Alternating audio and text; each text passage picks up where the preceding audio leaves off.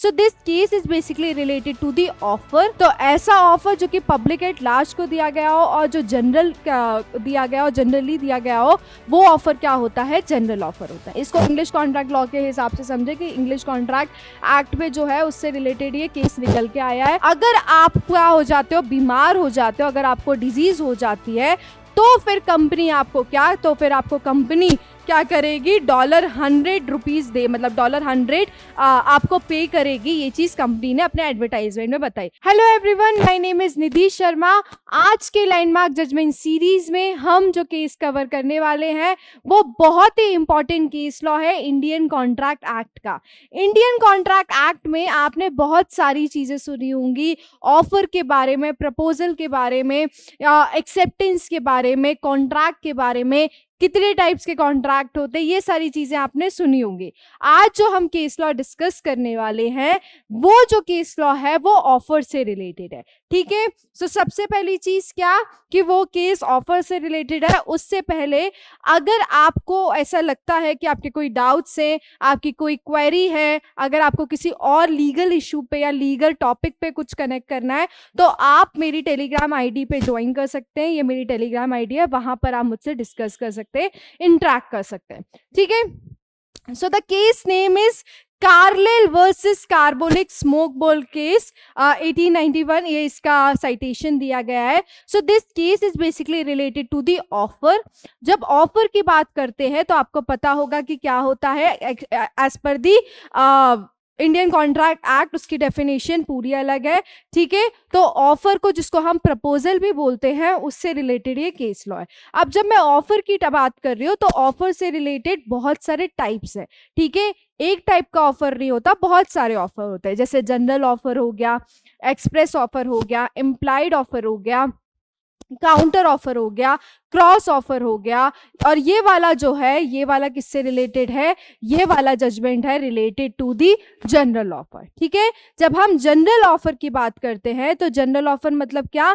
नाम से समझो, एक ऑफर जो कि बहुत सारे लोगों को दिया गया है, एक इंडिविजुअल को नहीं दिया गया है, बट पब्लिक एट लार्ज को दिया गया है। ठीक है, तो ऐसा ऑफर जो कि पब्लिक एट लार्ज को दिया गया हो और जो जनरल दिया गया हो, जनरली दिया गया हो, वो ऑफर क्या होता है? जनरल ऑफर होता है। जब हम जनरल ऑफर की बात होती है तो जनरल ऑफर कैसे दे सकते हैं? एडवर्टाइजमेंट में दे सकते हैं। जैसे हम न्यूज़पेपर में देखते हैं, टेंडर्स आए हुए होते हैं, या कुछ ऐसी, उनको कुछ ऐसा ऑफर देना है कि जो सबके लिए, पब्लिक एट लार्ज के लिए, तो वो कहाँ पे इनविटेशन टू ऑफर जो हम बोलते हैं उससे भी दे सकते हैं, और आपका एडवर्टाइजमेंट से दे सकते हैं। तो ये वाली चीजें क्या, ये वाली चीजें जनरल ऑफर में आ जाएगी, क्योंकि वहां पे क्या, पब्लिक एट लार्ज की बात हो रही है। ठीक है, अब इसी में आप इनविटेशन टू ऑफर और जनरल ऑफर को अलग अलग पार्ट से, आपको पता ही होगा कि इनविटेशन टू ऑफर अलग चीज होती है, एक नॉर्मल ऑफर अलग चीज होती है। ठीक है, तो ये वाला जो केस है, ये normal offer, that is general offer से रिलेटेड है। पब्लिक एट लार्ज पे ये ऑफर दिया गया था, उसी से रिलेटेड हम देखते हैं कि इसके क्या इंट्रो रहा, क्या फैक्ट्स रहे और क्या इश्यूज रहे, क्योंकि इसी के वजह से कुछ जो प्रिंसिपल है जैसे जनरल ऑफर का, वो क्लियरली इंटरप्रेट हो पाया कि जनरल ऑफर किस किस चीजों पे काम करेगा और कैसे करेगा, ये भी कोर्ट ने इंटरप्रेट किया। ठीक है, सो सबसे पहली चीज क्या कि कौन से टॉपिक हम इस पे कवर करने वाले हैं? हम इस पे कवर करने वाले हैं इंट्रोडक्शन, उसी के साथ साथ हम क्या करने वाले हैं? फैक्ट्स, ऑब्जर्वेशन, कंक्लूजन और नोट। नोट की जब बात कर रहे हैं तो कुछ इंपॉर्टेंट अगर डिस्कशन होगा in respect to the provision और समथिंग, वो हम इस पर डिस्कस करेंगे। ठीक है, सो सबसे पहले देखते हैं कि इसका इंट्रोडक्शन क्या बोलता है। ठीक है, सो इंट्रोडक्शन क्या बोल रहा है? This is the landmark case that raised the point of whether advertising of the goods will be considered as an express contract to pay or not. क्या कि ये जो लैंडमार्क केस है वो क्या, वो ये रेस कर रहा है पॉइंट कि क्या एक एडवर्टाइजिंग गुड्स की कंसिडर की जाएगी एक्सप्रेस कॉन्ट्रैक्ट में पे करने की या नहीं करने की। मतलब कि ऐसा कोई एडवर्टाइजिंग गुड्स का जो कि क्या एक जनरल पब्लिक पे दिया गया है, एक एडवर्टाइजिंग, ऑब्वियसली एडवर्टाइजिंग हुई है तो जनरल पब्लिक के लिए हुई होगी, तो उसको हम ऐसा कंसिडर करेंगे कि उसमें आपको पे करना है कि नहीं, उसको एक्सप्रेस कॉन्ट्रैक्ट की तरह कंसिडर करेंगे कि नहीं करेंगे, इससे रिलेटेड इस केस में बात की गई है। ठीक है, this case is based on the English contract law. ये केस जो बेस्ड है वो किस पे है? इंग्लिश कॉन्ट्रैक्ट लॉ पे बेस्ड है। इसको इंग्लिश कॉन्ट्रैक्ट लॉ के हिसाब से समझे कि इंग्लिश कॉन्ट्रैक्ट एक्ट में जो है उससे रिलेटेड ये केस निकल के आया है, उसी से रिलेटेड इसमें प्रोविजंस डील किए गए। बट इंडियन कॉन्ट्रैक्ट एक्ट के प्रोविजन का इसमें क्या डिस्कस हुआ है, क्योंकि वो कुछ चीजें गलत, ठीक है। आफ्टर दैट फैक्ट्स क्या थे इस केस के? सो बेसिकली जो कंपनी थी in this case the carbolic small smoke ball company made a product called the smoke ball. एक कंपनी थी किस नाम से? Carbolic smoke ball company. वो क्या बनाती थी? वो प्रोडक्ट बनाती थी, क्या? स्मोक बॉल, ठीक है। स्मोक बॉल का प्रोडक्ट बनाती थी ये कंपनी। और वो जो स्मोक बॉल थी, जो स्मॉल बॉल जो यहाँ पे लिखा है, वो जो स्मोक बॉल थी वो क्या, वो प्रोमिगलेटेड करती थी। मतलब वो किसके लिए बनी गई थी कि इन्फ्लुएंजा, जो एक इन्फ्लुएंजा होगा, डिजीज होगा, उसके लिए बनी गई थी, जो कि high fever, curves and colds भी कवर करता था, headache and many other disease in an advertisement bye the company. मतलब कि वो स्मोक बॉल ऐसे की गई थी कि अगर आपको इन्फ्लुएंजा होता है, अगर आपको हेडेक होता है, अगर आपको फीवर होता है, अगर आपको कफ होता है, तो वो सारे डिजीज से क्योर करने के लिए उनने स्मोक बॉल, ये वाली जो स्मोक बॉल है, वो क्या की थी, बनाई थी। किससे बनाई थी? कार्बोलिक स्मॉल बॉल कंपनी ने वो चीज बनाई थी, ठीक है। ये इतने फैक्ट्स थे। अब इसी में कुछ चीज ऐड होती है। The company advertise and claim that they would पे $100 to any person who got sick after the using product according to the condition mentioned by the company। Company ने अपना एडवर्टाइज जब दिया स्मोक बॉल का, उसमें ये बोला कि अगर ये जो स्मोक बॉल है उसको, अगर जो इंस्ट्रक्शंस हैं स्मोक बॉल के ऊपर कि इसको कैसे यूज करना है, और अगर आपने वैसे ही यूज किया और यूज करने के बाद अगर आप क्या हो जाते हो, बीमार हो जाते हो, अगर आपको डिजीज हो जाती है, तो फिर कंपनी आपको क्या, तो फिर आपको कंपनी क्या करेगी, $100 दे, मतलब $100 आपको पे करेगी। ये चीज कंपनी ने अपने एडवर्टाइजमेंट में बताई कि हमारा ये जो प्रोडक्ट है, अगर आपने इस प्रोडक्ट को, जो इसमें टर्म्स एंड कंडीशंस दिए हैं, अगर उसके तरीके से आपने उस टर्म्स एंड कंडीशन की तरह यूज किया और उसके बाद भी अगर आप बीमार हो जाते हो, अगर सिक हो जाते हो, तो फिर कंपनी आपको क्या देगी, $100 देगी, ठीक है। ये चीज कंपनी ने अपने एडवर्टाइजमेंट में बताई थी। उसी के साथ साथ जो प्लेंटिफ थे जिन्हें ये केस फाइल किया, Louisa Carlill use the product according to the instructions mentioned by the company and got sick from the disease. क्या कि ये जो लॉयसा कार्लिल थी, जो प्लेंटिफ थी, उनने क्या किया, उनने वो जो प्रोडक्ट था, वो जो टर्म्स एंड कंडीशन थी कंपनी की, जो प्रोडक्ट में टर्म्स एंड कंडीशंस लिखी थी, उसी के तरीके से, उसी टाइप से क्या, उसी टाइप से यूज किया। लेकिन उस टाइप से यूज करने के बाद भी क्या, उस इंस्ट्रक्शन को फॉलो करने के भी बाद भी वो क्या हो गई, वो बीमार हो गई, ठीक है। Therefore, the plaintiff claimed the $100 money according to the advertisement, but the company refused to pay $100 to the plaintiff। क्या कि इसीलिए जो प्लेंटिफ ने क्या किया, $100 मनी को क्या किया, क्लेम किया, और उसी के एडवर्टाइजमेंट के हिसाब से, बट कंपनी ने क्या कर दिया, रिफ्यूज कर दिया कि वो $100 पे नहीं करेंगे प्लेंटिफ को, ठीक है। तो आपके लिए क्या क्या इंपॉर्टेंट हो गया कि वो डॉलर मनी वाली चीज उन्हें एडवर्टाइजमेंट में दी थी, वो कंपनी ने क्लेम की, और उसी के साथ कंपनी ने, प्लेंटिफ ने क्लेम की, और कंपनी ने क्या कर दिया कि वो $100 नहीं करेंगे। और आपको ये भी याद रखना है कि जो एडवर्टाइजमेंट में इंस्ट्रक्शन दी थी, उसी के हिसाब से क्या, उसी के हिसाब से जो प्लेंटिफ थे उनने क्या किया था, फॉलो किया था। लेकिन तो भी क्या हो गए, तो भी वो सिक हो गए, ठीक है। नाउ अब अनदर इंपॉर्टेंट थिंग क्या आ जाती है, now the action was brought, क्या हुआ, जो एक्शन था, now the action was brought before the court against the company and the court order in favour of the plaintiff. क्या हुआ कि जो एक्शन हुआ था कोर्ट के सामने, मतलब कंपनी के अगेंस्ट प्लेंटिफ ने जो केस किया था, उसमें क्या किया, उसमें कोर्ट ने प्लेंटिफ के फेवर में किया। प्लेंटिफ के फेवर में इसलिए किया क्योंकि उनने क्या, उनने देखा कि भैया उसमें आपने लिखा था, एडवर्टाइजमेंट है, एडवर्टाइजमेंट में ये लिखा था कि अगर किसी इंसान ने ये प्रोडक्ट को पूरे टर्म्स एंड कंडीशन के हिसाब से यूज कर लिया, इंस्ट्रक्शन के हिसाब से यूज कर लिया, तो आप उसको क्या $100 दोगे। तो यहाँ पर ये प्लेंटिफ ने उसी हिसाब से, टर्म्स एंड कंडीशन के हिसाब से, इंस्ट्रक्शन फॉलो करके वो चीज की थी। अब आप क्या, आप जनरली आप क्या होते हो, आप लायबल होते हो कि आप उनको क्या करो, पे करो, ठीक है। So the present appeal was brought by the company against the order, और उसी के साथ साथ क्या हुआ, जो प्रेजेंट अपील, मतलब जो अभी जिसमें हम डिस्कस कर रहे हैं, जिसपे केस है, वो क्या गई, वो अपील होकर गई कंपनी, क्योंकि ऑब्वियसली जब प्लेंटिफ के फेवर में आ गया तो कंपनी वाले क्या, कंपनी वाले सेटिस्फाई नहीं थे जजमेंट से, तो उन्होंने क्या किया, अपील किया। तो ये जो अपील है, ये किससे की, कंपनी ने की, और ये कंपनी ने किस वजह से की, जो ऑर्डर कोर्ट ने दिया था, लोअर कोर्ट ने, उसके ऑर्डर के अगेंस्ट, ठीक है। अब दूसरी चीज आ जाती है किसी भी केस में कि मेजरली क्या क्या इश्यूज इन्वॉल्व थे, किस पे पूरा केस डिपेंड है। सो इसमें क्या क्या इश्यूज इन्वॉल्व थे, whether there was any binding effect of the contract between the parties, क्या कोई बाइंडिंग इफेक्ट था दोनों पार्टीज में, मतलब कोई कॉन्ट्रैक्ट का इफेक्ट था दोनों पार्टीज के बीच में, पहला इशू। दूसरा, whether Mrs Carlill was required to communicate her acceptance of the offer to the Carbolic Smoke Ball company. दूसरी चीज ये आती है कि क्या जो प्लेंटिफ है मिसेस कार्लिल, उनको जरूरी था कि वो कम्युनिकेट करें अपनी एक्सेप्टेंस ऑफर की कार्बोलिक स्मॉल बॉल कंपनी को, ये क्या जरूरी था, ये नेसेसरी कंडीशन थी, ये भी क्या, ये भी एक इशू आया।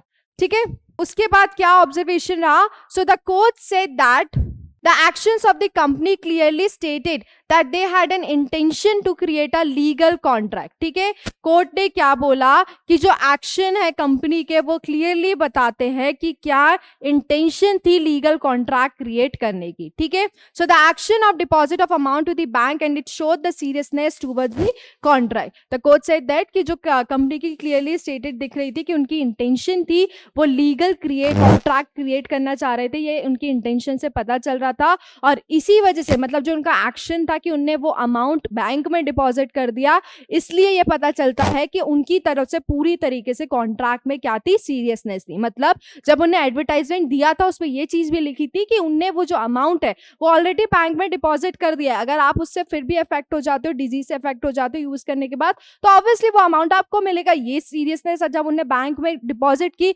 उससे ही समझ में आ गई कि आपके फेवर में आएगी चीज, और ये आप कॉन्ट्रैक्ट में क्या हो, कॉन्ट्रैक्ट में बहुत सीरियस हो, ये चीज उन्हें बताई।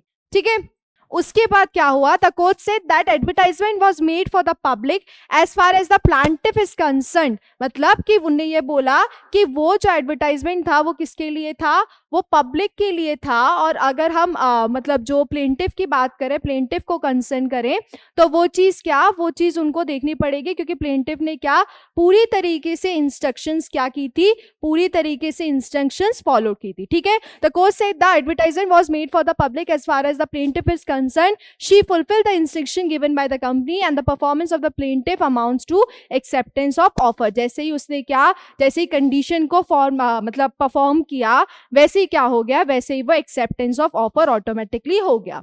The performance of the contract can define the implied acceptance of the contract, a specific notification of the acceptance is not required in such cases. क्या उन्होंने बताया कि जो परफॉर्मेंस है कॉन्ट्रैक्ट की वो क्या कंसिडर कर सकते हैं, इम्प्लाइड एक्सेप्टेंस कॉन्ट्रैक्ट की कंसिडर कर सकते हैं, और जो एक स्पेसिफिक नोटिफिकेशन एक्सेप्टेंस की वो क्या, वो रिक्वायर्ड नहीं है इन केसेस में।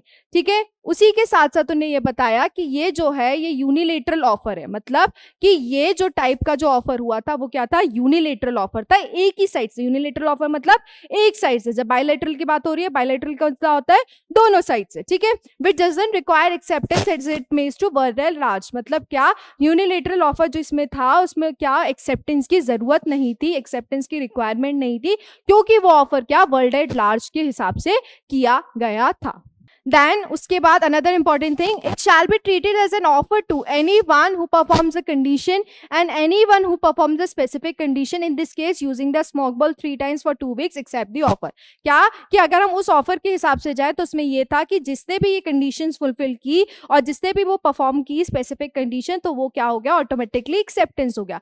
इस कंडीशन की बात करें तो वो स्मोक बॉल कितने बाद 3 टाइम 2 हफ्ते के लिए आपको यूज करनी थी। ठीक है, तो इसमें क्या एक्सेप्टेंस आ गई। There is a valid consideration also, and by depositing the amount to the bank the company showed their intention to fulfill the contract। ठीक है, क्या बताया गया कि इसमें वैलिड कंसिडरेशन भी थी, और जैसे ही उन्हें अमाउंट भेजा बैंक को, वैसे ही क्या पता चल गया कि उसकी इंटेंशन है कंपनी की कि वो क्या कर रहे हैं, कॉन्ट्रैक्ट फुलफिल करने का सोच रहे हैं। अब आते हैं कंक्लूजन पे कि क्या कंक्लूजन रहा इस केस का।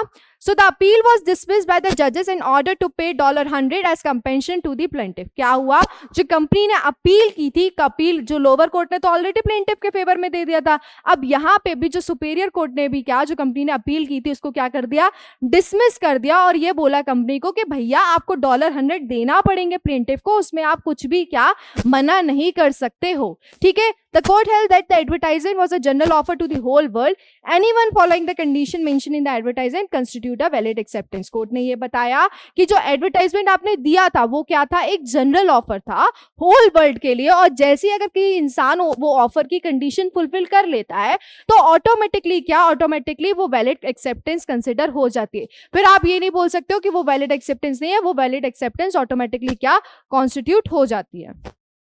अब इसी में क्या हमने देख लिया कि कोर्ट ने तो मना कर दिया, कोर्ट ने बोल दिया कंपनी को आपको $100 देना है, लोअर कोर्ट ने भी बोल दिया, सुपेरियर कोर्ट ने भी बोल दिया। अब इसमें क्या नोट हमारे लिए क्या इंपॉर्टेंट है, कौन सा सेक्शन इंपॉर्टेंट है, वो भी मैंने डिस्कस किया है, ठीक है।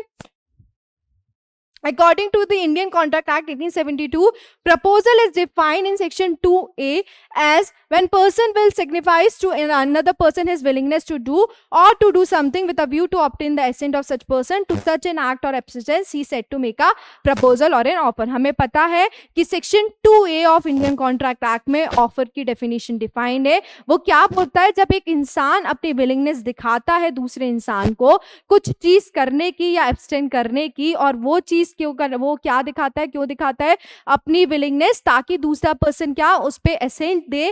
वो चीज क्या कहलाएगी, वो चीज क्या कहलाएगी, ऑफर कहलाएगी, प्रपोजल कहलाएगी। ऐसा section 2A of Indian contract act बोलता है।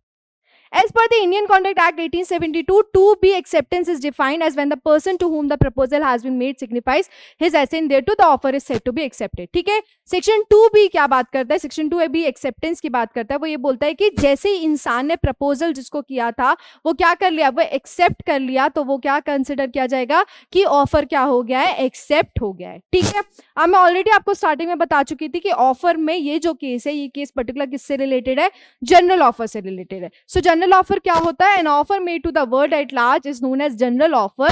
सच offers can be accepted by anyone but the contract is not entered into with the whole world. क्या बताया है कि ऐसा ऑफर जो कि क्या वर्ल्ड एट लार्ज किया हो वो क्या कहलाएगा, जनरल ऑफर कहलाएगा। और जो ऑफर्स क्या वो एक्सेप्ट हो सकते हैं किसी की तरफ से भी, वो क्या वो चीज क्या हो जाएगी, जनरल ऑफर में हो जाएगी।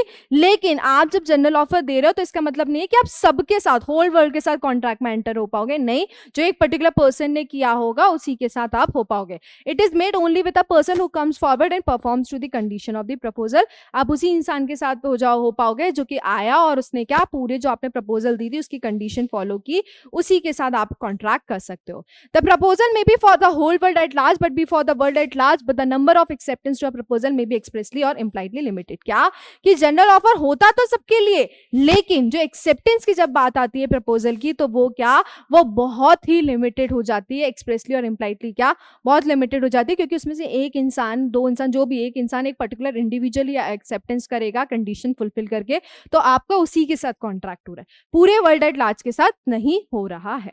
ठीक है, so this is all about this case, कार्लेल carbolic smoke ball case, जिसमें हमने क्या देखा, जनरल ऑफर के बारे में देखा कि जनरल ऑफर क्या होता है, सेक्शन 2A क्या बोलता है, सेक्शन 2B क्या बोलता है, वो भी हमने क्या कवर किया। So this is all about this landmark judgment series, जिसमें आज हमने इंडियन कॉन्ट्रैक्ट एक्ट का ये केस देखा था। Thank you, bye bye, take care, मिलते हैं नेक्स्ट सेशन में, बाय।